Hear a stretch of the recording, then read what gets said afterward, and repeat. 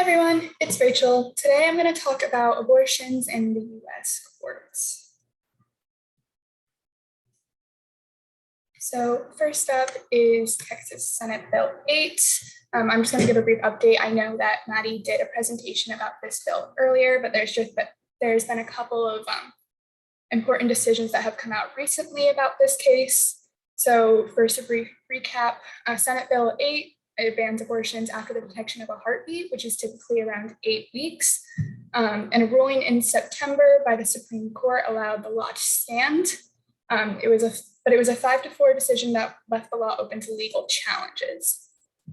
So last Friday, the Supreme Court ruled on another decision called Whole Women's Health versus Jackson. And the ruling said that lawsuits against the Senate Bill 8 could continue against some state officials, but not others. So you could sue a state medical board, but you couldn't sue state court judges or clerks. This was considered a win for pro-abortion lobbyists, but it has no effect on the enforcement of the law. It doesn't stop enforcement. So anti-abortionists also consider it somewhat of a win. And then on Thursday, there was another decision, this time in a Texas state court. And the decision was put in place by State District Judge David Peoples. He ruled that Senate Bill 8 violates the Texas Constitution and should not be enforced in court. However, he did not file an injunction, so this means that Senate Bill 8 is still enforced. He's not stopping enforcement of it.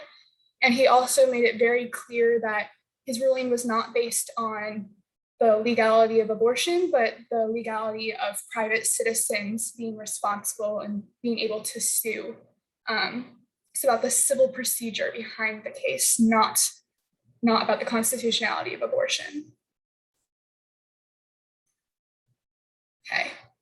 Next up is the Mississippi court case. I'm sure you guys have all seen it in the news recently. The official name is Dobbs versus Jackson Women's Health Organization. This case looks at the Gestational Age Act, which was passed by the Mississippi legislature on March 19, 2018. What this act does is it prohibits abortions after 15 weeks, except for in cases of medical emergencies or fetal abnormalities. So Jackson Women's Health Organization brought this, as soon as the law was passed, they challenged it in the US District Court for the Southern District of Mississippi. And this court decided to block the law's enforcement. Shortly after that, a Mississippi Department of Health state health officer named Dobbs, he appealed this to the US Court of Appeals for the Fifth Circuit, which upheld the decision of the district court. So at this time, this law is still not enforced in Mississippi. However, Dobbs wasn't happy with that decision, so he appealed it again, this time to the Supreme Court on June 15th in 2020, and the court agreed to hear the case on May 17th of this year. So a decision has not been passed down for this case yet. It's not expected to be until July or June, July of next year. But they started hearing arguments in the last week. And so the justices have put out some of their opinions. Famously, Justice Sotomayor has said that if this case allows Roe to be overturned, it will put a stain on the Supreme Court's legacy and kind of their prestige as an institution. On the opposite end of the spectrum, Justice Barrett has gained some notoriety for claiming that times have changed since Roe v. Wade because states all have safe haven laws. So abortions aren't necessary because you can just give up the child for adoption and you're able to give them to fire departments or police stations, these safe havens. Justice Kavanaugh has stated his belief that precedent can be overturned in this case, and he gives a very long laundry list of previous decisions that were reversals by the Supreme Court. And finally, Chief Justice Roberts, he's tried to narrow the scope. He doesn't want it to be applied to issues like LGBTQ rights, etc. But he has questioned viability and what that kind of means. So an important background to that would be there was a case called Planned Parenthood versus v. Casey in 1992. And this case did uphold Roe, but it changed it from Roe had a trimester system for determining when abortions stopped being legal. And it changed it to weeks. So it changed it to about 22, 23, 24 weeks. And before that, or after that, sorry, the pregnancy was considered viable and it did not protect abortions after that point. So what Chief Justice Roberts is attempting to do is he's trying to change that viability line, which he says is arbitrary, to 15 weeks. So after 15 weeks, abortion is no longer protected by Roe, is what he's attempting to do there. So on Saturday, the governor of California, Gavin Newsom, tweeted an interesting response to the decision by the Supreme Court. He said that he and his staff, along with California's legislators, would work on a bill that would allow citizens to sue anyone who manufactures, distributes, or sells assault weapons or ghost gun kits or parts. So his belief is that if Texas is able to use this private citizens can sue mechanism to avoid federal review of laws to protect pro-life sentiments, he can use it to protect his citizens against guns.